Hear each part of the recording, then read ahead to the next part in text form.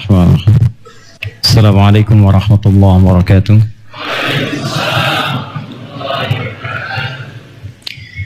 Alhamdulillahi rabbil alamin. Wassalatu wassalamu ala rasulillahil karim an-nabiyil amin wa ala alihi wa sahbihi wa ummatihi ila yaumiddin. Amma ba'd. Fa ya ibadallah, usi nafsi wa iyyakum bitaqwallahi faqad fazal muttaqun. Fala tamutunna illa wa antum muslimun. Faqala ta'ala ya ayyuhalladzina amanu taqullaha haqqa tuqatih wa la tamutunna illa wa antum muslimun.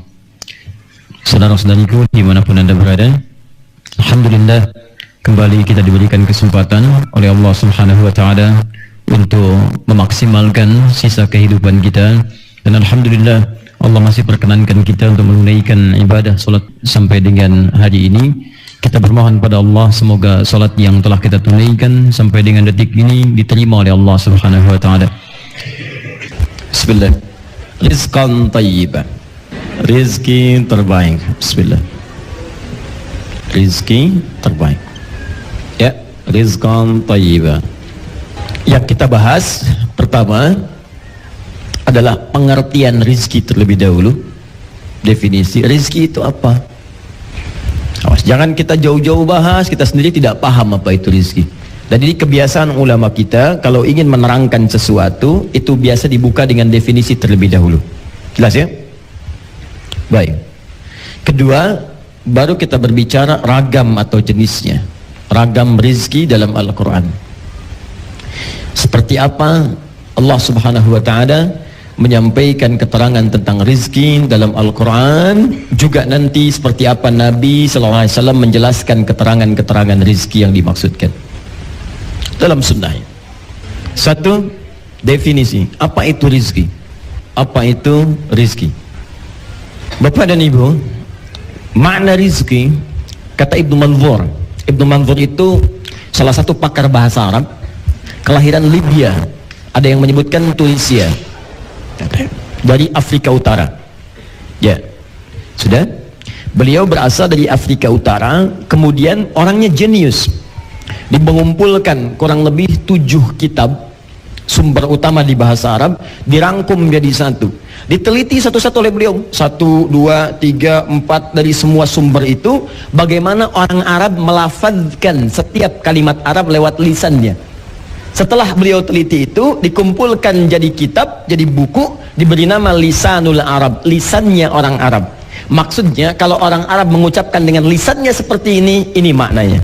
Ini diantara kitab referensi terbaik untuk meneliti makna-makna kata dalam bahasa Arab. Jadi kalau teman-teman, Bapak Ibu ingin mencari makna-makna kata dalam bahasa Arab, silahkan Anda bisa rujuk diantaranya kitab namanya Lisanul Arab. Lisanul Arab. Ini referensi yang paling utama. Nanti ada yang lain, Al-Misbahul Munir, Al-Mukhtarus Sihah, ada banyak ya, tapi ini diantara yang paling favorit diantara para penuntut ilmu. Kata rizqi ini kata yang sangat diketahui, yang terbagi pada 2 bagian. Rizki itu asalnya segala yang diterima untuk dinikmati, segala yang diterima atau didapatkan, diterima atau didapatkan untuk dinikmati, atau bisa juga diartikan yang menghasilkan kenikmatan, boleh. Kalau dapat nikmat tuh perasaannya senang tidak? Senang. Bahagia tidak? Bahagia. Nah, umumnya segala yang menghasilkan kenikmatan itu selalu disandingkan dengan perasaan bahagia dan rasa senang. Di setiap Anda mendapati sesuatu yang dengan itu Anda merasa nikmat, bahagia, senang, itu yang disebut dengan rizki. Paham di sini? Baik, saya ulang. Kalau Anda dapat mobil baru, senang tidak? Rizki. Anda dapat snack, senang tidak? Senang. Alhamdulillah. Anda dapat minuman, senang tidak? Senang. Anda bahagia hari ini, senang tidak? Baik, Anda tenang hari ini, senang tidak? Saya ulang, Anda dapat mobil baru hari ini, tenang tidak? Senang tidak? Anda tenang hari ini, senang tidak? Pilih mana? Dapat mobil tapi gelisah atau tidak dapat mobil tapi tenang? Jangan pilih yang ketiga, nggak saya kasih. Saya ulang. Pilih mana? Dapat mobil tapi gelisah, atau tidak dapat mobil tapi tenang. Pilih mana? Masa di luar tuh udah istikharah dulu, bisa nggak katanya. Baik, lihat sini. Rizki, segala yang diterima atau didapatkan yang melahirkan kenikmatan, bentuknya ada dua. Yang pertama bersifat materi, nyata bentuknya. Barang, makanan itu rizki, minuman rizki, pakaian rizki, kendaraan rizki, keturunan rizki. Awas, hati-hati, keturunan termasuk rizki. Bukankah Anda saat mendapat keturunan merasa senang? Bukankah saat bayinya lahir begitu senang? Sampai Anda kasih kabar sana sini, sampai di foto, masukin ke Facebook, masuk ke Instagram. Masya Allah, junior lahir. Wah, ada yang ngasih tahu lagi, insya Allah saya punya anak namanya Abdurrahman. Kapan itu? Nanti kalau sudah nikah. Nah, ini materi. Jadi bisa berupa barang, benda sifatnya. Ya, benda itu bisa benda hidup atau mati. Bisa bentuknya immateri, bukan bentuknya langsung materi yang tampak, non materi. Umumnya berupa hal yang dirasakan. Tenang itu rizki, bahagia, senang itu rizki. Ingat ya, yang melahirkan kenyamanan, ketenangan, kenikmatan. Sudah? Baik, kalau sudah dipahami semua yang didapatkan, yang diraih, dan itu menghasilkan kenikmatan, maka itu yang disebut dengan rizki. Tapi yang paling menarik, Nabi tidak sekedar saat berdoa menyebutkan kalimat rizki saja, tapi beliau susulkan dengan kalimat yang kedua, thayyibah. Ingat baik-baik, kenapa dimunculkan kata thayyibah ini? Itu yang kita analisis dulu. Apa makna kata thayyibah ini? Setelah Anda paham kata thayyibahnya, di sini kita mengerti kenapa Nabi tambahkan kata itu dalam doanya. Padahal mudah Nabi mengatakan, Allahumma inna nas'aluka ilman nafi'a wa rizqa misalnya, wa amalan mutaqabbala. Kenapa ditambahkan dengan kalimat thayyibah? Nah, teman-teman sekalian, rahasia kata thayyiban yang pertama ada dalam Al-Quran surah kedua Al-Baqarah ayat 168, paling kanan sebelah bawah. Quran surah kedua Al-Baqarah ayat 168. Ya ayyuhan nasu kulu mimma fil ardi halalan thayyiba. Satu, kata thayyiba dalam Al-Quran seringkali disandingkan dengan kata halal. Jadi ingat, sesuatu yang disandingkan itu, kalau yang pertamanya tidak disebutkan, yang disebutkan yang keduanya, itu otomatis yang pertamanya sudah ikut ke dalamnya. Saya ulang. Tolong fokus baik-baik ya. Ini nanti hukum dalam kaidah bahasa. Kalau ada dua kata, misal, dua kata menyatu, yang satu dihilangkan, kalau yang dihilangkan yang pertamanya, yang keduanya disebutkan, ini berarti yang pertama sudah diikutkan di dalamnya, tanpa harus disebutkan lagi. Contoh, Subhanalladzi asra bi'abdihi laila minal masjidil haram. Saya beri contoh al-masjidil haram, masjidil haram, masjid al-haram. Adanya di mana? Di Mekah ya, Masjidil Haram adanya di Mekah. Tapi kalau Anda ke Mekah umrah atau haji, saya bermohon pada Allah yang belum segera disegerakan insyaallah ya, dengan ikhtiarnya. Nanti kalau Anda kemudian ke Masjidil Haram, lalu Anda tinggal di hotel-hotel sekitaran Masjidil Haram, maka jarang Anda temukan kalimat Masjidil Haram. Yang Anda temukan di lift, di tembok dituliskan, tulisannya cuma satu, Al-Haram. Masjidnya tidak ada. Ya. Jadi kalau Anda misalnya naik angkot, ya, Anda tinggal misalnya di Syari Mansur, tinggal di Misfalah, pengen ke Masjidil Haram, jangan harap kemudian tukang angkotnya mengatakan Masjidil Haram, Masjidil Haram, tidak. Dia akan katakan haram, haram, haram, haram, haram. Ini penting saya sampaikan supaya tidak salah tafsir. Haram, haram, haram, tidak, halal, halal, bukan. Ya. Jadi kalau yang dimaksud al-haram, al-haram, al-haram, maksudnya Masjid al-Haram. Ketika disebutkan bagian keduanya, maka yang pertamanya tetap ikut dalam hukumnya. Jelas? Nanti saya infokan dari sekarang, kalau anda nanti ke Madinah, ke Mekah, menemukan kata Al-Haram, Al-Haram maksudnya bukan haram dalam hukum fikih, maksudnya Masjid Al-Haram. Mau naik lift ada tulisan haram, Al-Haram. Astagfirullah. Ada lift haram di Mekah. Terus pilih naik tangga. Anda yang kurang pengetahuan, bukan liftnya yang salah. Jelas ya? Nah, sekarang kata thayyiban, ini penggunaan rumusnya. Kata thayyiban digunakan oleh Nabi. Sedangkan kata thayyib dalam Al-Quran bersanding dengan kata halal. Halalan thayyiban. Kalimat halalnya terletak lebih dulu sebelum kalimat thayyibnya. Ya ayyuhan nasu, Al-Baqarah 168. Kulu mimma fil ardi halalan thayyiban. Ketika halalnya dihapus, disebutkan bagian keduanya, ini berarti otomatis halalnya pun sudah masuk di dalamnya. Paham? Ustadz, adakah contoh penggunaan ini kata Ustadz itu dalam Al-Quran? Ada. Buka Quran surah kedua ayat 172, paling kiri agak ke atas. Lihat sini. Ketika Allah meminta orang beriman untuk mencari, berusaha, berikhtiar mendapatkan rizki, itu dihapuskan kalimat halalnya, disebutkan kalimat tayyibnya, bentuknya jama' menjadi tayyibat. Perhatikan kalimatnya. Ya ayyuhalladzina amanu, yang ayat 172-nya. Kulu min tayyibati ma razaqnakum. Halalnya dibuang, tayyibnya disebutkan, dijamakkan jadi tayyibat. Seakan-akan Allah ingin mengatakan, kenapa ya Allah kalimat halalnya dibuang? Hei, kalian kan sudah punya iman. Orang beriman itu otomatis dengan imannya mencari yang halal. Jadi nggak usah saya sebutin lagi kalimat halalnya. Yang aneh itu ada orang merasa beriman tapi imannya tidak mampu membimbing dia pada yang halal. Jadi kalau ada pengusaha beriman, ada pedagang beriman, pebisnis beriman, politisi beriman, dosen beriman, ustadz beriman, manusia beriman, maaf, tapi imannya tidak membimbing dia untuk menemukan yang halal, maka ada yang salah dalam imannya. Jadi kalau ada pedagang kemudian, maaf, masih mencari yang haram, berarti imannya bermasalah. Ada pengusaha masih melakukan tender dengan cara yang haram, imannya bermasalah, karena imannya tidak menghentikan dia untuk melakukan yang haram itu. Karena itu ketika dibuka dengan kalimat iman, halal nggak usah disebutkan lagi, karena iman itu otomatis membimbing pada yang halal. Maka coba cek aktivitas Anda. Kalau aktivitas Anda kemudian menjerumuskan atau mengarahkan Anda pada yang haram, berarti pada saat itu ada yang keliru dengan iman Anda. La yasrikul mu'min, kata Nabi, indama yasrik fahuwa mu'min. Mustahil orang beriman itu mencuri. Saat mencuri itu ada iman dalam dirinya. Maksudnya iman itu akan menghentikan dia dari pencurian. Jadi kalau dia masih mencuri, imannya dipertanyakan.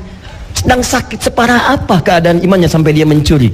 Yang paling berbahaya kalau dia sudah berani mencuri di rumah Allah. Itu persoalan serius dalam imannya. Yang paling dahsyat lagi, wudu, ikut wudu dia. Datang ke masjid, masuk, nyalamin orang musafah. Begitu takbir Allahu Akbar, mundur dia, tas orang dia bawa, Masya Allah, kotak masjid pun dia masukkan. Itu yang paling dahsyat. Jelas? Jadi yang ingin saya sampaikan, kalau kata thayyib disebutkan, maka otomatis hukum halalnya menyatu di situ. Paham? Seakan-akan Nabi ingin katakan, Allahumma inna nas'aluka ilman nafi'a wa rizqan halalan thayyibah. Dihilangkan mahdzuf kata halalnya, disebutkan dengan temannya yang kedua thayyib untuk menunjuk keberadaan halal sebelumnya. Di asal kata kalimat ini rizqan halalan thayyibah. Jelas sampai sini? Baik. Nah, kalau sudah paham sampai sini, saya jelaskan. Halal adalah hal yang dibenarkan oleh syariat untuk menunjuk pada cara mendapatkan sesuatu. Jadi kalau kita katakan rizki yang halal, artinya cara mendapatkan rizkinya itu dibenarkan oleh ketentuan syariat. Awas, hati-hati, hati-hati. Ada orang misalnya ingin makan, makanan rizki bukan? Rizki, tadi saya katakan materi sifatnya, materi. Nah pertanyaannya kan mustahil tiba-tiba turun makanan dari langit langsung kemudian dimakan. Pasti ada ikhtiar kan yang dilakukan, ada usaha yang dikerjakan. Bagaimana cara melakukan ikhtiar itu? Nah ini yang disebutkan dengan kalimat halal. Jika dia menempuh aktivitasnya sesuai dengan ketentuan syariat, dia bekerja dengan benar, dia tidak menipu, dia tidak korupsi, dia tidak mencuri, maka masuk dalam kategori halal. Tapi kalau kemudian dia lakukan dengan cara yang salah, misalnya dia tipu orang lain, dia ambil, dia curi dan sebagainya, maka yang dimaksudkan tidak termasuk dalam kategori yang Nabi doakan. Jelas di sini? Maka ketika Nabi mengatakan rizqan thayyiba, seakan-akan kita minta bimbingan kepada Allah. Ya Allah, saya mohon setelah saya sholat ini ya Allah, saya mendekat kepadamu ya Allah, saya berusaha lekat denganmu ya Allah, saya berada dalam pengawasanmu ya Allah. Rizqan thayyiba, ya Allah mohon bimbing saya ketika mencari rizki, kuatkan iman saya supaya terarah pada segala hal yang halal yang telah engkau tetapkan. Jelas sampai sini? Nah, orang yang terbiasa berdoa mengucapkan kalimat ini, maka dia akan dijaga oleh Allah Subhanahu wa ta'ala. Setiap kali dia mencari rizki, diberikan kekuatan dalam jiwanya supaya tidak tersentuh dengan yang haram. Nanti suara hati itu yang akan membisikkan Anda.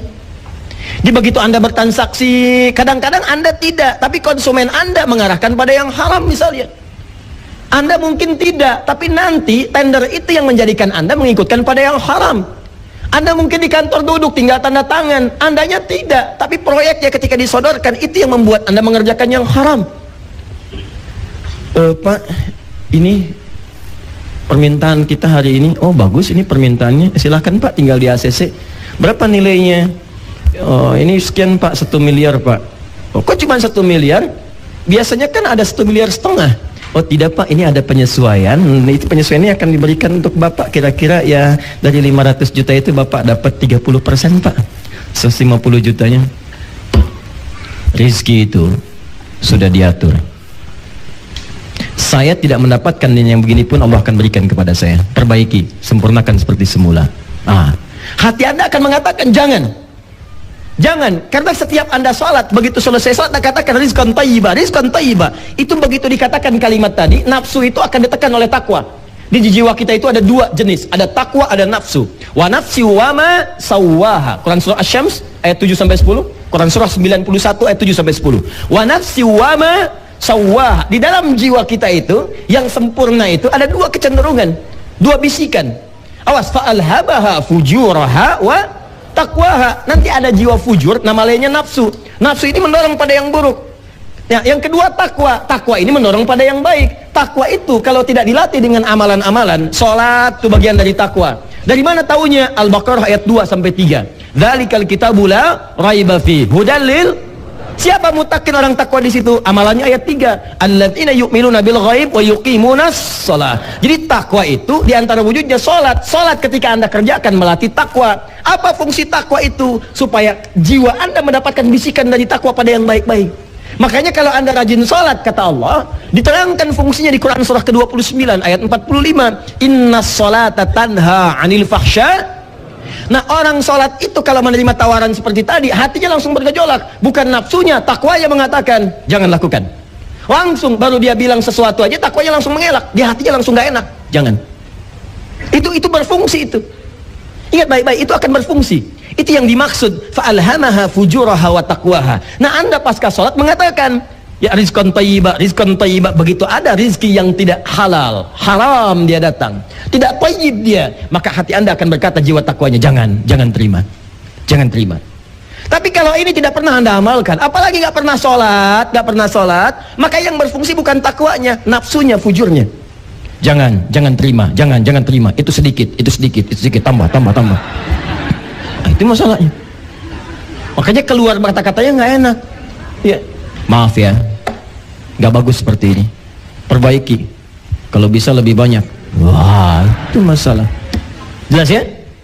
Nah, jadi teman-teman sekalian, ini bagian yang pertama, halalan thayyibah. Jadi ketika Nabi katakan rizqan thayyibah, ini berarti memohon kepada Allah supaya Anda dibimbing oleh Allah dalam mendapatkan rizki ini dengan cara yang halal. Apa manfaatnya? Supaya ketika Anda berikhtiar, nanti Allah akan menguatkan keadaan hati kita supaya istiqomah dengan yang halal. Jangan dikira godaannya ringan loh. Sekarang ini tidak mudah. Tidak mudah teman-teman. Ya, bahkan ada orang mengatakan untuk dapat yang haram aja susah sekarang, apalagi yang halal. Tapi itu tidak berlaku dalam kaidah Al-Quran. Tidak demikian. Nanti kita akan lihat. Nah, 2, thayyibah. Taba yatibu thayyiban wa tibatan wa tubatan. Nah, ada 3 makna. Tibah, taba, thayyibah, tubah. Baik. Thayyiban kalau dikaitkan dengan rizki, itu artinya segala yang menguatkan dan menyehatkan, membuat kuat, sehat secara fisik. Misal ya, maaf sekali, Anda bekerja sebulan misalnya dapat rezeki, taruhlah misal saja 100.000 Anda dapatkan. Lalu 100.000 itu Anda ingin belikan makanan ya untuk pokok kehidupan. Maka kata Nabi petunjuknya, biasakan rizki yang Anda dapatkan itu tidak harus kemudian dibelanjakan untuk memenuhi semua apa yang Anda inginkan, tidak. Cari dari situ apa yang Anda butuhkan, yang bisa menguatkan fisik dan membuat Anda sehat. Jadi kalau mau cari makanan, tidak semua yang Anda inginkan mesti dibeli. Lihat dulu itu menyehatkan nggak buat Anda, itu membuat fisik kuat atau tidak. Makanya kalau orang Arab ditanya, kaifa haluk, bagaimana kabarmu? Alhamdulillah ana thayyib, maksudnya saya sehat hari ini, saya kuat. Nah, Anda dapat uang berapapun, cari makanan yang menyehatkan, bikin Anda kuat. Prinsipnya kebutuhan, bukan keinginan. Ragam itu boleh, warna ungu, warna biru, warna merah, nggak ada masalah. Makanan ini, makanan itu, pengen makan kok nasi padang, boleh. Makan pagi dengan sore, silahkan, pagi sore. Nah, pindah rasa misalnya, silahkan, siang malam. Pagi sore sudah ada, siang malam ada. Cari yang ketiga, begadang. Nah, ada, ya, rumah makan begadang. Ya. Baik teman-teman, itu nggak ada masalah. Menu ini, cuman persoalannya menyehatkan tidak, butuh tidak. Cukup dengan kalimat ini, kalau Anda amalkan dalam kehidupan, sehat umat Islam itu, kuat kita. Cuma kadang-kadang keadaan kita itu banyak dirusak oleh keadaan. Tampilan luarnya bagus tapi isinya tidak menyehatkan. Berapa banyak makanan itu dikemas bagus di luaran tapi isinya racun dalam kehidupan. Silahkan cek. Banyak orang terkena penyakit karena dia tidak abai ketika melihat apa yang dia konsumsi. Padahal kata Nabi sederhana, tayyib, tayyib, tayyib, tayyib. Coba lihat cara perilaku kehidupan orang Islam sebagian, walau tidak semuanya sekarang. Semua pakaian itu dibeli, semua dikoleksi, padahal belum tentu dibutuhkan. Dan itu akan dihisap. Akan dihisap. Coba Anda pulang ke rumah, buka jendela itu, jendela rumah Anda buka, masuk kemudian perhatikan sekelilingnya. Setelah itu balik ke kamar Anda, buka lemari pakaian Anda, cek. Pertanyaan saya satu aja, dari semua pakaian itu pernah nggak ada satu helai pakaian saja yang belum pernah dipakai ibadah, belum pernah dipakai sholat? Saran saya segera gunakan itu.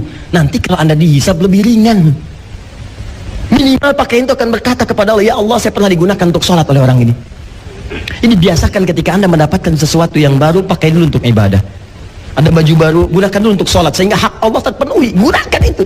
Jadi hisab Anda ringan. Begitu dihisab kan mulutnya dikunci. Al-yawma nakhtimu ala afwahihim wa tukallimuna aydihim wa tashhadu arjuluhum bima kanu.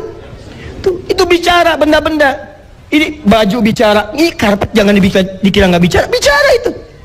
Ya, nanti ayatnya kita hafalkan. Idza zulzilatil ardu wa akhrajatil ardu wa qala al-insanu.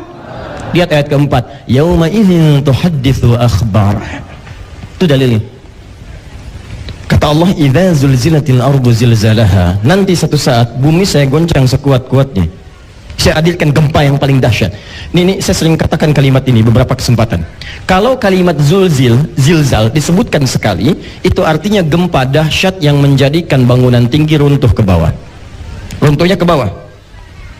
Misal di luar Al-Quran, kalau kalimatnya begini, idza zulzilatil ard, misal sampai situ, itu artinya gempa dahsyat yang tinggi runtuh ke bawah.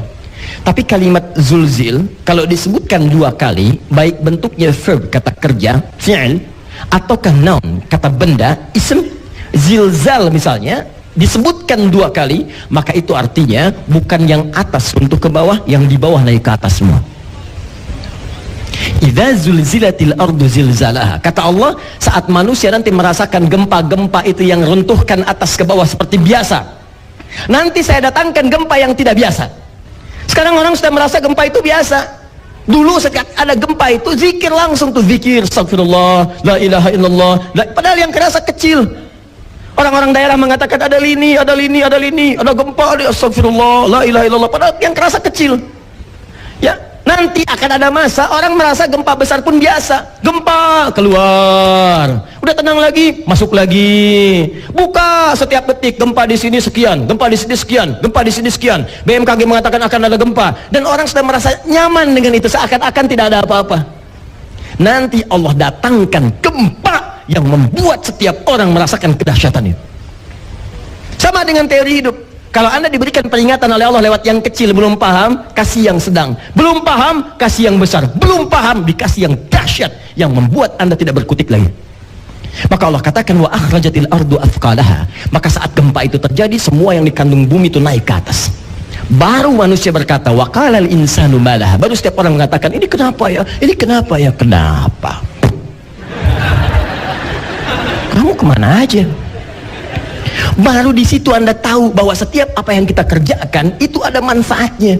Di karpet akan bicara, ya Allah, ketika si fulan sedang senang-senang di luar, hambamu ini yang Allah menduduki aku, dan dia fokus, ya Allah, untuk menyimak mempelajari ketentuan syariatmu. Semua akan bicara. Papan tulis bicara, penghapus bicara. Ya Allah, saya bersaksi ketika itu taklim saya digunakan untuk menghapus, yang pakai saya ustadznya aja, jamaahnya nggak ada yang bantuin. Misal. Itu bisa terjadi. Paham sampai sini? Jadi maksud saya, coba dari setiap apa yang kita dapatkan itu, yang Allah titipkan kepada kita. Lihat kalimat saya. Dari setiap apa yang Allah titipkan kepada kita dan kita dapatkan itu semua, maka pastikan cari dengan cara yang halal dan gunakan dengan prinsip kebutuhan. Akhirat saya butuh enggak? Nah, kalau hidup seperti itu enak. Ini kalau walaupun Anda dapatkan dengan cara yang halal, tapi setiap keinginan ingin diwujudkan itu Nabi tidak menyukainya. Dosa sih enggak, cuma Nabi enggak suka. Kenapa Nabi enggak suka? Itu bisa membuat Anda capek dalam hidup.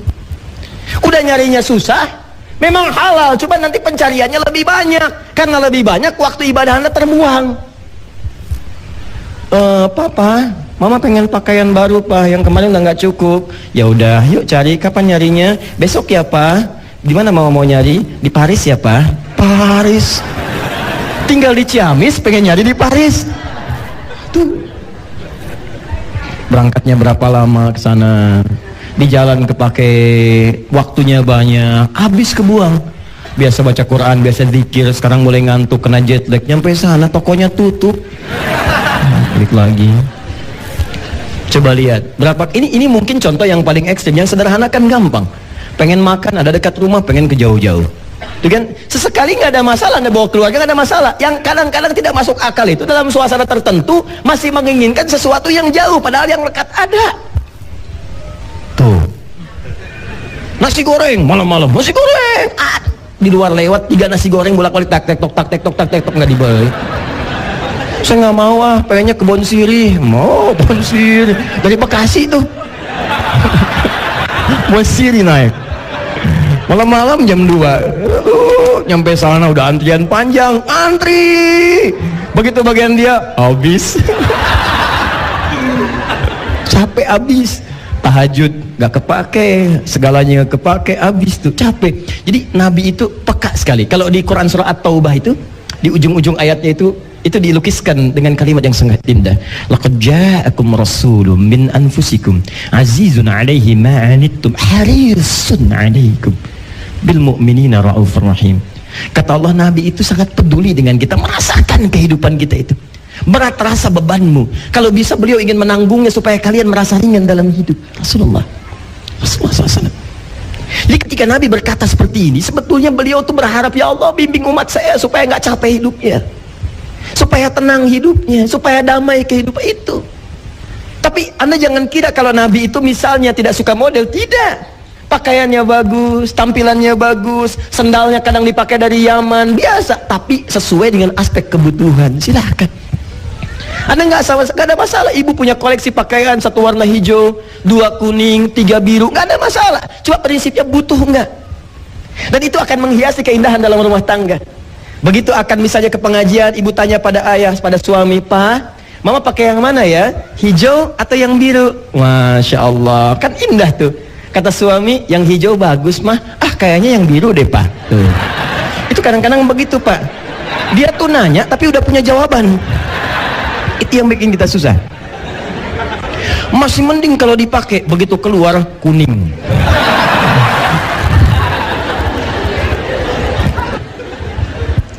pernah punya pengalaman begitu. Ya, kembali ya. Nanti kita gantian, Bu, ya. Baik. Ingat, segalanya akan bersaksi. Ya, segalanya akan bersaksi. Kadang-kadang yang paling susah itu adalah kita tidak mengharap sesuatu dan dia ada, dan itu kita tidak butuhkan. Paham ini, Rizki?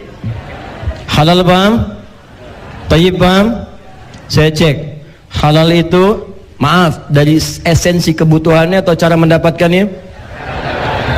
Baik. Kalau tayyib itu kualitasnya atau caranya? Aspeknya kebutuhan atau keinginan? Maka ketika Nabi berdoa rizqan thayyibah, maksudnya bimbingan kepada kita. Kalau anda ingin mendapatkan rizki, cari dengan cara yang halal, gunakan yang halal untuk mendapatkan yang thayyib. Paham? Ini kalimat singkat padat, ini aja kita pakai dalam hidup, maka hidup kita insya Allah akan nyaman kita jalani. Ya, fisiknya sehat, kuat, pikiran tenang, dan nyaman kehidupan dijalani. Tapi yang paling dahsyat dari kalimat ini kan permohonannya ke Allah. Maksudnya, saat ini tiap hari anda latih minimal 5 kali dalam sehari. Subuh, zuhur, asar, maghrib, isya. Begitu selesai doa. Mintakan ini. Demi Allah saya katakan, kalau manusia sifatnya itu pasti jauh beda dengan Allah. Laisa kamitslihi syai'. Manusia itu kalau diminta sekali mungkin ngasih, 2 kali sudah nggak enak, 3 kali marah. Allah beda, tidak diminta Allah marah. Minta berkali-kali Allah senang, bahkan cepat mengabulkan. Nah ini kita minta 5 kali dalam sehari, masa nggak dikabulkan? Jadi ketika anda memohon kepada Allah rizqan thayyibah, itu nanti Allah akan turunkan kemantapan dalam jiwa kita dan bimbingan mengarahkan pada rizki yang kita mohonkan itu.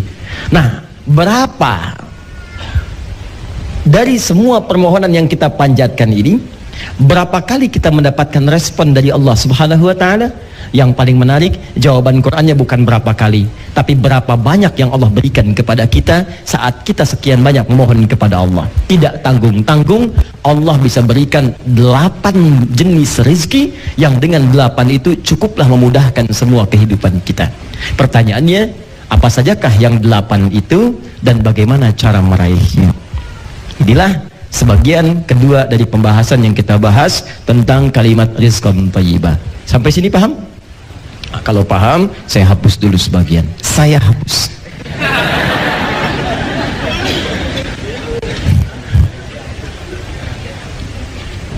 Bismillah. Ya. 8 jenis rizki dalam Al-Quran.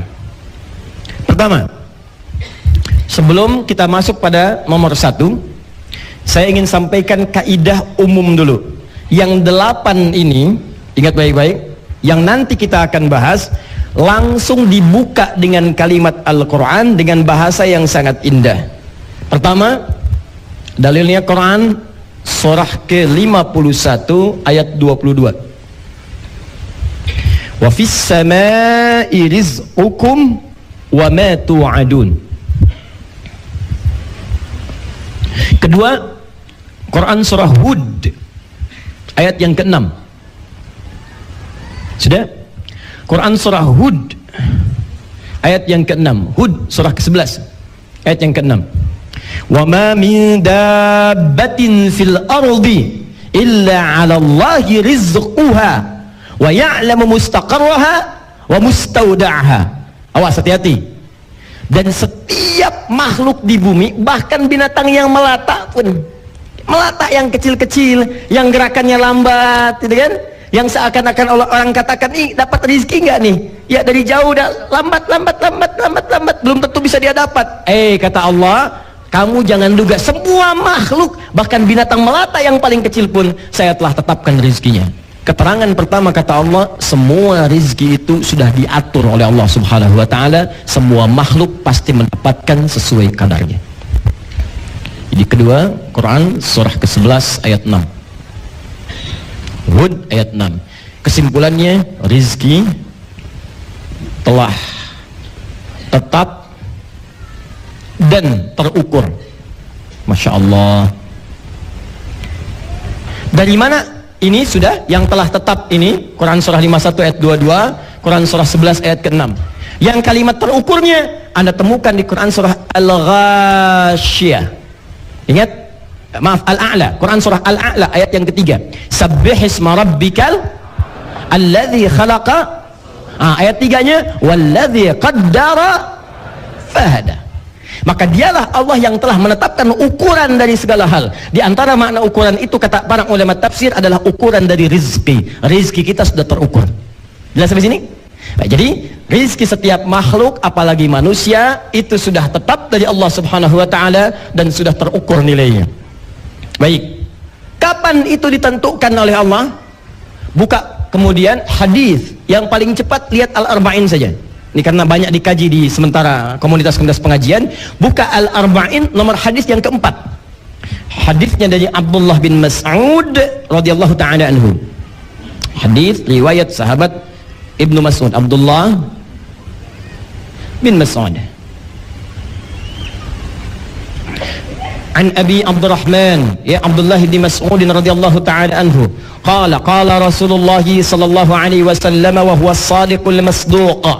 Ya inna ahadakum yujma'u fi batni ummihi 40 yawman nutfah. Kata Abdullah bin Mas'ud radhiyallahu taala anhu, bersabda Nabi sallallahu alaihi wasallam, sedangkan beliau pribadi yang sangat jujur, benar dan dibenarkan. Beliau itu benar, jangankan kawan, lawannya pun membenarkan. Maksud kalimat ini, kalau lawan-lawan Nabi saja membenarkan, masa Anda umatnya tidak meyakini?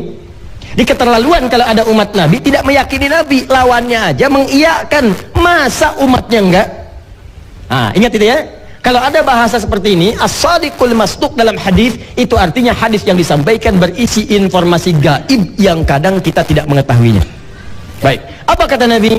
Inna ahadakum yujma'u fi batni ummihi 40 yawman nutfah. Setiap kalian akan dihimpun di perut ibundanya dalam fase penciptaan 40 hari pertama berbentuk nutfah, pancaran spermatozoa dengan ovum berproses. Thumma yakunu mithla dzalika 'alaqah. Kemudian 40 hari yang kedua berbentuk 'alaqah, zigot yang menempel di dinding rahim. Thumma yakunu mithla dzalika mudghah. 40 hari ketiga 120 hari, 4 bulan berbentuk mudghah. Segumpal daging keratan, mulai ada bentuk terlihat. Thumma yursalu ilaihil malak. Maka 40 hari ketiga ini 120 hari diutuslah seorang malaikat, malak. Ya. Fayanfukhu fihi ruh. Dengan izin Allah dia ditugaskan meniupkan ruh. Wa yu'maru bikatbi arba'in, dan diperintahkan untuk menetapkan 4 hal. Yang pertama bikatbi rizqihi, rizkinya ditetapkan. Jadi usia 4 bulan di kandungan. Sejak kandungan, sejak di alam rahim, rizki yang disebutkan ini ditetapkan bagi si fulan. Misal si fulan akan lahir 4 bulan di kandung ibunya, dalam 4 bulan itu rizkinya mulai ditetapkan oleh Allah Subhanahu wa taala. Ukurannya jelas sampai dia wafat. Ingat, di Al-Bukhari disebutkan tidak mungkin seseorang itu wafat kecuali hatta tastawfiya rizqaha, sampai dia mendapatkan semua ketetapan dan ukuran rizkinya. Di ketika Allah tetapkan usia kandungan 4 bulan, misal si fulan sesuai dengan maslahat hidupnya, bukan masalah kaya atau cukup, sesuai dengan maslahat hidupnya, yang dengan bekal itu dia bisa dekat kepadaku, kata Allah, dia ibadahnya bisa maksimal, dia bisa masuk surga, maka ditetapkan misal 100 miliar sampai meninggal. Cuma sifatnya gaib, dirahasiakan. Sifat rizki rahasia, tidak dibuka. Sebab nanti kalau dibuka, Anda tidak akan nyaman menjalani kehidupan, nggak enak, nggak semangat Anda. Misal, nama siapa? Mas? Ya? Iman. Dengan imannya yang kuat, terdorong untuk mengambil penghapus. Misal, Mas Iman rizkinya misal saja 1 miliar. Hari ini sampai jam 9:04 udah ngambil 999 juta 999 ribu rupiah. Tinggal berapa? 1000. Sedangkan rumus dalam hadis 999 juta 999 ribu rupiah, tinggal 1000. Rumus dalam hadis, rizki ini kalau sudah didapatkan semuanya, maka dia bersanding dengan kematian, wafat dia. Makanya di hadisnya setelah rizki kemudian baru ajalnya. Ya rizqaha, kemudian wa ajaliha, baru kemudian ajalnya. Ajal itu batas hidup. Ingat, beda antara umur dengan ajal. Kalau ajal batas hidup, buka Quran surah ke-7 ayat 34. Walikulli ummatin ajal, fa idza jaa ajaluhum la yastakhiruna sa'atan wa la yastaqdimun. Setiap umat manusia kita itu punya ajal, batas hidup. Ajal nih, sampai sini misal. Kalau sudah sampai ajalnya, maaf, nggak bisa maju, nggak bisa mundur. Dia jangan berpikir bunuh diri, nggak ada kerjaan. Yang mau bunuh itu nggak ada kerjaan, karena nggak bunuh diri pun kalau sudah meninggal ya meninggal aja, nggak Gak ada kerjaan, Anda berusaha, kalau belum datang ajal nggak akan meninggal juga. Minum baygon 1 kontainer, ajal belum datang nggak akan meninggal. Cuma nyiksa diri aja, capek, sakit sampai meninggal. Meninggalnya nggak saat itu.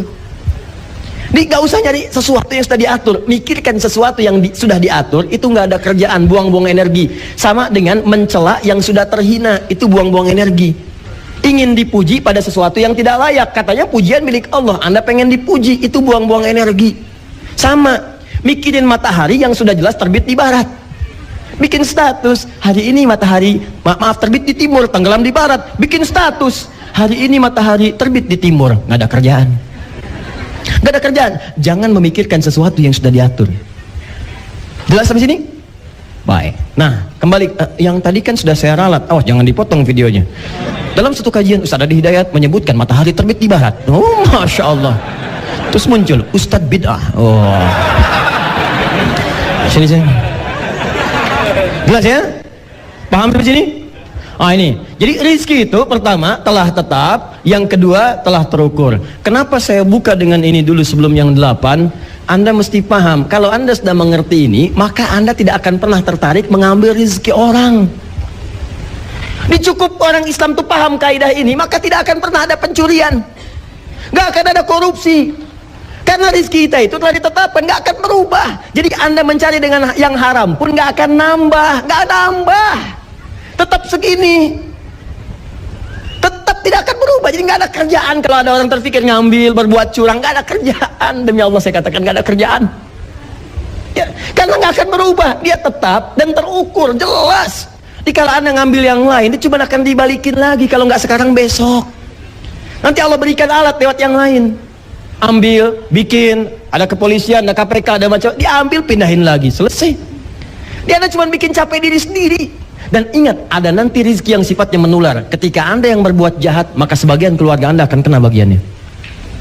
Jadi kalau Anda mau berbuat curang, tolong pikir-pikir dulu. Bukan Anda saja yang kena, istri Anda bisa kena, suami Anda bisa bermasalah, anak Anda bisa bermasalah. Apa Anda tega membiarkan anak-anak dibully di sekolahnya? Dan disebutkan anak seorang koruptor, anak seorang pencuri, anak maling. Anda mikir dulu. Jadi kalau Anda ingin berbuat curang, bukan hanya bermasalah dengan Allah, keluarga Anda pun akan kena masalah. Dan kalaupun Anda tidak mencari dengan cara yang haram, cukup dengan yang halal, rezekinya tidak akan berubah. Tapi yang berbeda keberkahannya. Itu yang berbeda. Rezeki yang diikhtiarkan secara fisik. Rezeki yang diikhtiarkan secara fisik. Bekerja, gitu kan? Berusaha, beraktivitas. Dalilnya Quran surah 53. Quran surah 53 An-Najm ayat 39. Wa allaysa lil insani illa ma sa'a. Ini rizki yang terkait dengan usaha, ikhtiar. Ikhtiar yang dimaksudkan pencarian secara fisik atau bahasa kekiniannya kerja.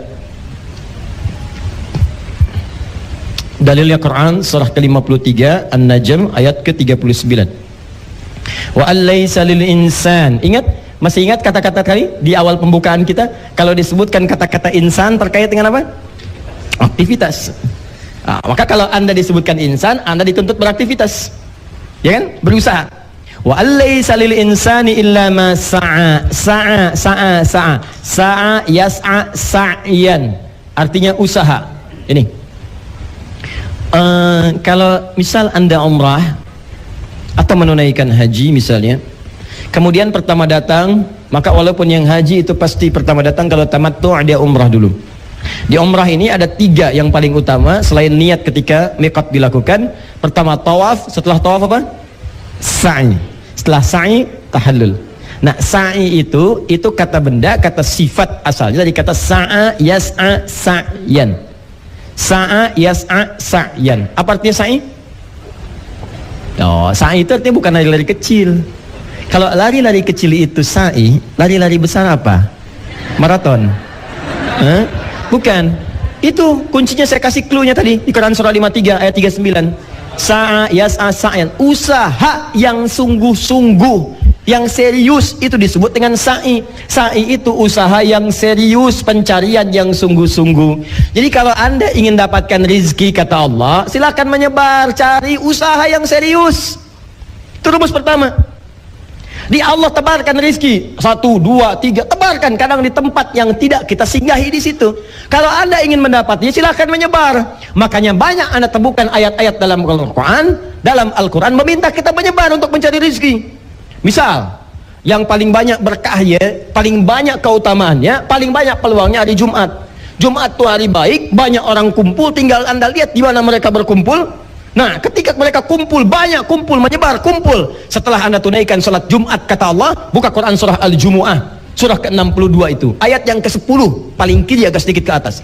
Fa idza qudiyatis salatu fantashiru fil ard.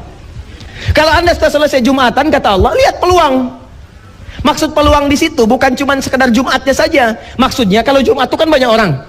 Habis Jumatan kan menyebar tuh, menyebar kemana-kemana, orang menyebar, keperluannya banyak. Ada yang lapar, ada yang pengen pakaian, ada yang pengen minuman, ada yang pengen macam-macam. Itu cuma contoh aja. Dalam bahasa Quran itu dzikrul ba'di yuradu bihil kullu. Dalam kaidah bahasa Indonesia sinekdok pas prototo. Disebutkan sebagian yang dimaksud keseluruhan. Lawannya sinekdok totem pro parte. Disebutkan keseluruhan yang dimaksud sebagian. Jumat itu cuma contoh. Maksudnya nyebar nih. Kalau Anda temukan banyak peluang di situ untuk mencari rezeki, datangi, sebar, cari, dapatkan peluangnya. Jangan diam. Rezekiku sudah diatur, nanti juga datang sendiri. Nih, saking adilnya Allah, semua diberi perangkat untuk mendapatkan rezekinya. Anda bergerak, rezeki datang. Tahu cicak? Iman? Cicak. Cicak itu apa makanannya? Nyamuk. 1, cicak. Makanannya nyamuk. Lihat bagaimana Allah adil sekali. Cicak, rezeki makanannya nyamuk. Cicak bagaimana aktivitasnya? Merayap. Nyamuk bagaimana? Terbang. Pertanyaan saya, cicak punya sayap gak? Tidak. Kalau kita nalar pakai akal, nggak ketemu nih. Yang mau makan merayap, yang punya makanan punya sayap. Itu kalau nyamuknya punya sifat jenius, jadi mainan cicak. Cak, makan. Susah. Tapi dengan izin Allah, binatang nggak dikasih akal. Binatang tidak diberi akal, cuma terbang aja dia. Yang ini dia tahu kalau saya ikhtiar, Allah pasti kasih. Orang tua kita tuh nggak banyak dalil, cuma disusun jadi bait-bait ketemu. Cicak diam. Perhatikan, cuma diam dia merayap. Diam tenang. Datang seekor. Ketika dia memutuskan untuk berikhtiar merayap walaupun cuma diam-diam, perhatikan, bukan cicak yang mendatangi nyamuk, nyamuk yang mendatangi cicak. Saya ulang, cicak diam-diam, perhatikan, datang seekor nyamuk. Jadi bukan cicaknya yang mendatangi nyamuk, nyamuknya yang datang. Jadi kalau Anda mau ikhtiar, Allah dekatkan rizkinya. Yang dituntut dari Anda itu ikhtiar, cicak aja dapat, masa Anda enggak? Cicak gak punya akal, rizkinya bisa dapat. Masa Anda yang punya akal gak dipakai untuk mendapatkan rizki? Anda bergerak, rizki datang. Cicak merayap cuman diam-diam, datang seekor nyamuk. Selanjutnya silahkan. Tuh. Jadi ini yang pertama nih. Jadi yang pertama, Anda gak usah khawatir gak kebagian rizki. Anda berikhtiar, Anda dapat. Dan dahsyatnya, ini yang mau saya sampaikan. Dahsyatnya, kenapa Allah mewajibkan kita berikhtiar untuk mendapatkannya? Karena setiap ikhtiar itu pasti akan bersanding dengan ujian. Sedangkan rumus ujian bersanding dengan pahala. Ini sebetulnya mudah bagi Allah menyampaikan pada Anda, nih makan. Cuman ketika Anda dapat, Anda nggak dapat pahala dari kesabaran Anda. Kapan kita tahu kita sabar kalau nggak diuji dengan proses? Kapan Anda bisa berkembang jadi lebih kreatif? Muncul ini, teori itu, teori marketing, teori ini, teori macam-macam. Bagaimana bisa berkembang kalau nggak diberikan proses? Itu hikmahnya. Bukankah dalam setiap titian itu ada doa? Dibuat sedikit susah, sedikit mudah bagi Allah memudahkan Anda dapat. Coba dibuat berliku begini supaya malam Anda tahajud. Hei fulan, kamu ini kemana aja? Aku harus paksa begini supaya kamu datang di malam hari. Udah siang-siangnya bebas berkeliaran, malamnya tidur enak, sampai turun surah Al-Muzammil. Apa artinya Al-Muzammil? Orang yang berselimut. Apa artinya Al-Mudaththir? Orang yang berselimut. Jadi kalau sama-sama berselimut, kenapa nama suratnya beda? Dithar, Mudaththir, berselimut, itu yang dimaksud selimut yang melindungi dari sesuatu hal yang mengancam. Jadi kalau Anda merasa terancam atau tidak nyaman, Anda gunakan selimut untuk bersembunyi. Ya, itu disebut dengan dithar. Orangnya disebut dengan Mudaththir. Kenapa suratnya disebut dengan Al-Mudaththir? Buka di Al-Bukhari. Dari 97 pembahasan kitab, buka kitab yang pertama, Kitabul Iman, nomor hadis 4-5 dari sahabat Jabir bin Abdullah radhiyallahu taala anhu. Itu kisahnya kan saat Nabi naik ke Gua Hira, ke Jabal Nur, ya sekitar 6 kilo dari rumah Nabi, sampai ke atas setelah peristiwa Iqra. Sudah turun wahyu pertama, dan selanjutnya itu naik ke atas tidak turun wahyu siang-siang. Maka bakal beliau habis turun lagi ke bawah. Di pertengahan itulah kemudian di tengah-tengah siang-siang ada panggilan, ya Muhammad, ya Muhammad.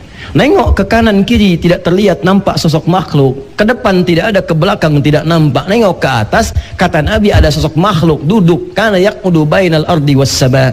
Dia seakan-akan duduk antara langit dengan bumi. Sedangkan Nabi belum pernah melihat malaikat Jibril dalam rupa aslinya.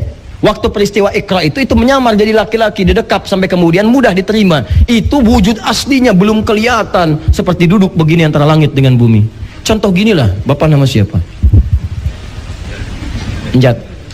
Pak Enjat tiba-tiba itikaf di sini sampai siang jam 2. Udah nggak ada orang. Begitu keluar dari sini Pak sampai depan. Enjat. Nengok kanan kiri nggak ada orang, depan belakang kosong. Begitu ke atas terlihat Allah, nampak sosok makhluk, jubah putih, rambut kemudian agak panjang. Ngelihat, Enjat. Pertanyaan saya, respon Bapak bagaimana? Hah? Enjat. Apa? Mustahil. Kata Nabi, fara'ibtu minhu, saya merasa takut sampai bulu kuduk saya naik, tapi saya bisa mengelak. Saya tinggalkan tempat itu dengan bersegera pulang ke rumah. Begitu sampai rumah ucapkan assalamualaikum, disambut dibuka pintu oleh Sayyidah Khadijah tercinta. Waalaikumsalam. Begitu dilihat, Masya Allah, memandang wajah Sayyidah Khadijah, tenang hatinya. Dibawa, genggam tangannya. Kata Nabi, zammiluni, zammiluni, selimuti saya, selimuti saya. Begitu diselimuti, keluar kata-kata yang indah dari lisan Sayyidah Khadijah. Maka nampak semua ketenangan. Demikian tipikal istri salihah. Jadi kalau suami sedang tidak tenang di luar rumah, ibu tenangkan di rumah. Jangan suami nggak tenang di luar rumah, ibu kasih bencana di rumah. Itu yang bikin repot. Nah, secara singkat begitu sudah diselimuti, berlindung dari situ karena takut nanti melihat makhluk tadi, maka tiba-tiba kemudian sudah merasa tenang dengan perkataan Sayyidah Khadijah, turunlah kemudian wahyu, ya, ya ayyuhal muddaththir, yang sedang berlindung di balik selimut itu. Nah, kadang-kadang kalau masih dalam dunia anak-anak itu, kalau Anda main-main kan dia semuanya di balik selimut kan? Oh, baik selimut begini kan? Begitu dibuka, assalamualaikum, kan? Nah, itu yang disebut dengan mudaththir. Tapi kalau muzammil itu artinya teman yang menyertai dengan sifat yang menyenangkan. Makanya ada zamil, teman, zamili, teman saya yang menemani saya, dia menyenangkan. Ya, kalau temannya kemudian dia dekat disebut dengan sahib. Kalau temannya dipercaya disebut dengan shadiq. Jelas ya? Lebih dipercaya lagi disebut dengan siddiq. Ya, teman Nabi sangat dipercaya, sangat membenarkan Nabi disebut dengan Abu Bakar As-Siddiq. Jadi kalau Anda punya teman senang, menyenangkan, enak, nyaman, zamil. Ada orang yang kadang malam-malam atau keadaan tertentu berlindung, bukan berlindung dari sesuatu yang mengancam, tapi ingin senang nyaman dengan selimut. Pakai selimut supaya enak tidurnya. Duh, kata Allah turun ayat Quran surah ke-73 itu, ya ayyuhal muzammil, hei orang yang sedang enak-enakan dalam selimut itu, qumil laila illa qalila, ayo coba bangun malam, nisfahu aw yunqus minhu qalila, walaupun cuma sedikit, au zid alaihi warattilil qur'ana tartila, atau tambah juga sedikit lagi, katanya pengen ke surga. Innalaka fin nahari sabhan tawila, kamu ini aneh, katanya pengen ke surga, surganya Firdaus, siang-siang sibuk beraktivitas, malam-malam begitu enak tidur dengan selimut, cita-cita surga Firdaus lagi. Kamu ini gimana? Atau aku yang harus bagaimana? Inna nasyi'atal laili hiya asyaddu wat'a wa aqwamu qila. Bangunlah sedikit malam itu, kalau kamu bangun sentuhannya ke jiwa begitu dahsyat, perkataannya mudah untuk diresapi. Itulah al-muzammil. Tapi yang mau saya katakan, rizki yang pertama, dia tidak akan pernah terungkap ketika Anda tidak berikhtiar mencarinya. Jadi pesan di Al-Quran cuma satu, Anda berikhtiar, Anda dapat. Ikhtiar aja. Dan kadang-kadang bukan berarti keluar langsung dapat, bukan. Ada proses. Kalau cuma kelihat capek sekali, jangan menyerah, tempuh serius lagi, bikin rencana lagi, bikin pemetaan lagi, bikin target lagi. Ini yang saya lakukan, ini peluangnya, ini targetnya, jangka panjang, jangka menengah, jangka pendek, jangka saku, buat semua tuh terukur. Itulah kenapa disebut dengan sa'a, sifatnya disebut dengan sa'i, sa'i. Kenapa orang sa'i disebut dengan sa'i, tempatnya antara Safa dengan Marwah? Karena di tempat itu pernah ada seorang ibu yang berjuang, berusaha dengan serius untuk mencari rizki bagi anaknya. Bukan lari-lari kecil asalnya, ingin menunjukkan ada seorang ibu yang sangat serius. Karena perintah Allah, diminta untuk tinggal di situ, diantarkan oleh suaminya. Ini perintah Allah. Sepanjang perintah Allah, perhatikan keyakinannya. Perhatikan, ibu, kalau ibu tidak punya kekuatan semacam ini, tidak mudah menjalani kehidupan seperti apa yang digambarkan.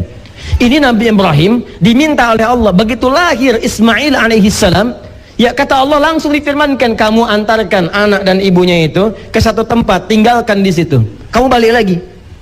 Tempat itu dilukiskan di Quran surah ke-14 dengan namanya alaihissalam, Ibrahim alaihissalam, ayat 37. Rabbana inni askantu, ya Allah, saya engkau perintahkan saya sekarang ya Rabb, untuk menempatkan, saya tempatkan sebagian dari keturunan saya. Di mana? Biwadin ghairi dzi zar'in 'inda baitikal muharram. Ya Allah, tempatnya bukan tempat biasa, di tempat lembah, Bu, yang gersang, yang air tak nampak. Tiba-tiba diantarkan dan disuruh ditinggalkan. Tapi sebelum berbalik, bertanya istrinya, ahadza min amrillah, apakah ini perintah Allah? Iya, kata Ibrahim. Sepanjang perintah Allah, kami tentu tidak akan disia-siakan. Tidak mudah. Ini kisah akan nampak dalam kehidupan rumah tangga. Ibu mungkin ditinggal suami tugas kemana, cukup panjang sifatnya. Ini bawa oleh ibu prinsip ini. Kalau Anda tidak mendapatkan prinsip ini, setan akan mempermainkan Anda dalam kehidupan. Apalagi di rumah tangga ada setan khusus yang bertugas memecah belah kehidupan rumah tangga. Disebutkan di Quran surah kedua ayat 102, yufarriquna bihi bainal mar'i waz-zawji. Tugas dia memecah belah kehidupan rumah tangga, khususnya suami dengan istri. Apa yang dilakukan? Begitu Ismail menangis, Allah menetapkan tidak keluar ASI dari ibundanya. Apa yang dilakukan oleh ibundanya? Bukan mengeluh. Coba silakan cek, tidak pernah terdeteksi dalam kitab-kitab tarikh sejarah Sayyidah Hajar mengatakan, ya Allah, kenapa engkau perlakukan saya begini? Ya Allah, kenapa begini? Ya Allah, kapan ini berakhir? Tidak. Sepanjang ini ketentuan Allah, saya terima. Allah tidak akan pernah sia-siakan saya. Disimpan anaknya dalam keadaan haus, bergerak-gerak, tangan bergerak, kaki bergerak, nendang ke tanah tidak keluar, nendang ini tidak keluar, gerak tidak keluar. Maka ibunya yang berusaha dengan serius, dipakai prinsip pertama, kalau saya bergerak pasti Allah berikan rezeki. Dan ketika itu beliau bergerak naik ke bukit dengan pikiran yang sangat positif, dihilangkan semua pikiran negatifnya, positif semuanya. Semua yang disaring untuk menghilangkan yang kotor, masuk yang bersih, itu bahasa Arab disebut dengan tasfiyah. Tasfiyah, hasilnya disebut dengan sofa, orangnya disebut dengan sufi, ya, perempuannya disebut dengan sofia. Orang yang mampu menyaring sesuatu yang kotor sehingga menghasilkan yang baik-baik. Maka naik dia ke atas bukit itu dengan perasaan-perasaan yang positif semuanya. Positive thinking kepada Allah. Tidak pernah berpikir yang negatif. Dia nggak pernah berpikir kenapa Allah jadikan saya begini, kenapa begini, kenapa sulit. Tidak ada. Ketika Anda berpikir positif untuk mencari sesuatu, maka Allah akan naikkan Anda ke tempat yang tinggi untuk mendapatkan kenikmatan rezeki darinya. Itulah kenapa sampai sekarang diabadikan dengan nama Bukit Safa. Karena di tempat itu pernah ada orang yang punya pikiran safa, bersih, bening pikirannya dengan Allah, walaupun dalam kesulitan yang nyata. Saya tanya pada Anda, berapa kali Anda berpositif thinking kepada Allah ketika Anda diuji dengan kesulitan yang tidak lebih parah dibandingkan dengan Ibunda Hajar alaihissalam? Berapa kali Anda mengeluh? Berapa kali Anda menyalahkan Allah? Berapa kali Anda saling menyalahkan di rumah tangga? Istri nyalahkan suami, kamu nih yang gak benar mencari rezeki. Hah?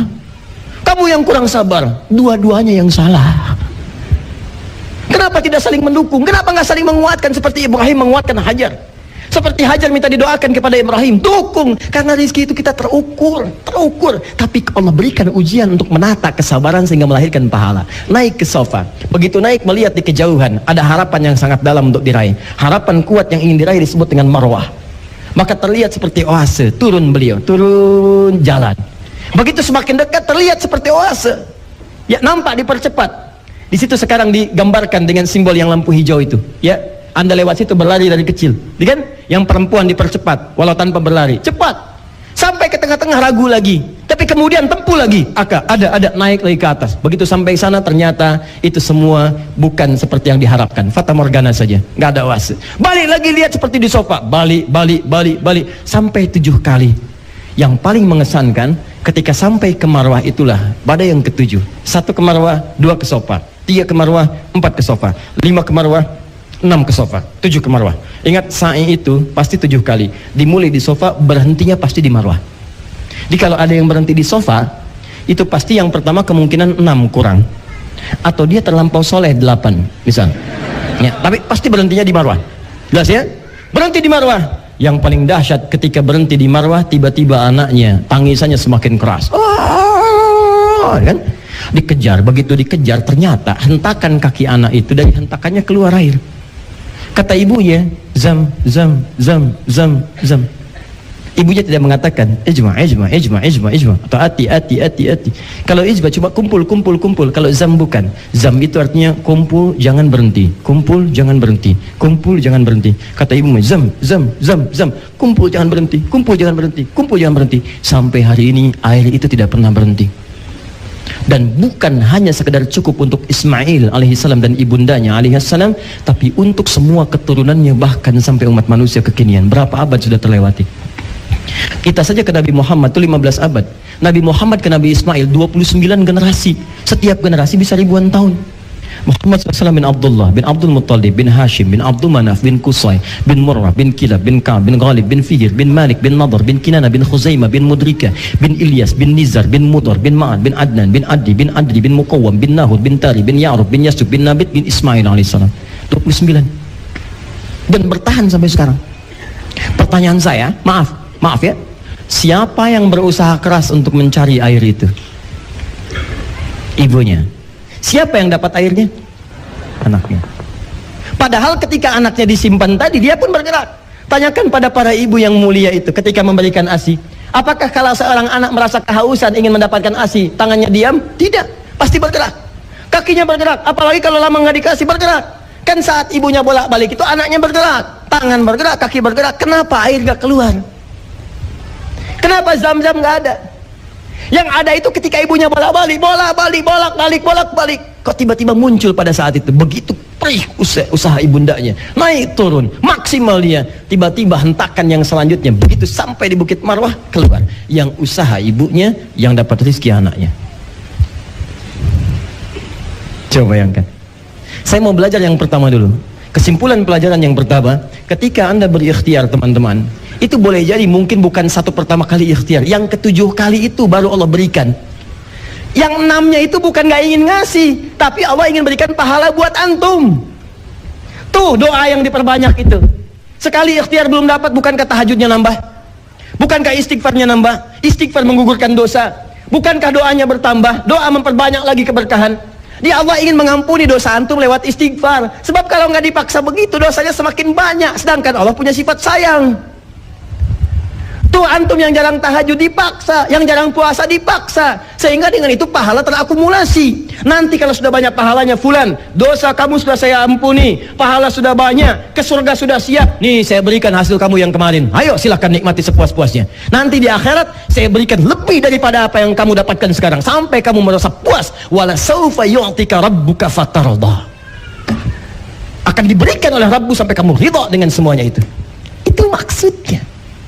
Jadi kalau ibunda kita Hajar alaihissalam 7 kali berusaha tidak pernah menyerah dan berhasil memaksimalkan potensi dirinya di hadapan Allah, sabar, berdoa, kebaikan. Beliau itu istri Nabi, Bu, dijamin surga, dekat dengan Allah, mulia sifat. Jadi mulia akan kisahnya bahkan dalam Al-Quran. Berusaha ikhwan 7 kali tanpa putus asa dan dapat rezeki dari Allah mengalir sampai sekarang. Antum itu siapa? Istri Nabi juga bukan, antum juga sama. Silakan, sahabat juga bukan, tabiin juga bukan, imam juga belum tentu, makmum kadang-kadang. Ayo coba cek, ibu demikian adanya, surga belum terjamin. Kisah ibu nggak pernah disebut di Quran. Cari, ibu nggak ketemu. Cari. Lantas siapa Anda baru sekali berusaha sampai mengeluh, kemudian bernegatif thinking kepada Allah? Apa engkau tidak sayang lagi kepadaku ya Allah? Ya Allah, aku sudah tahajud, aku sudah puasa, kenapa belum turun juga? Belum banyak. Ayo, naikkan lagi.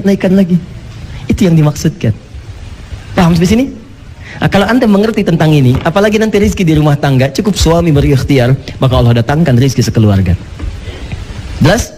Nah, jadi jangan berputus asa Anda ketika berikhtiar, karena ketika Allah tetapkan, Allah akan jamin. Cuma mungkin kadang-kadang Anda mesti naik turun, kadang di atas seperti di sofa, kadang turun ke bawah, kadang datar, kadang mesti naik lagi. Itu biasa, itu gambaran. Setiap hari kita berusaha. Kalau sehari nggak dapat, hari kedua nggak dapat, hari ketiga. Itu yang dimaksud dengan sa'i 7 kali bolak-balik.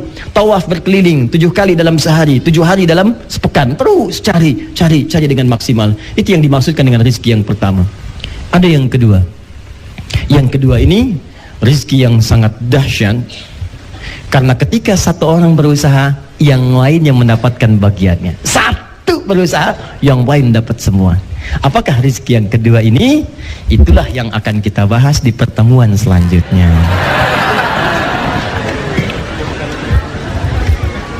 Ya?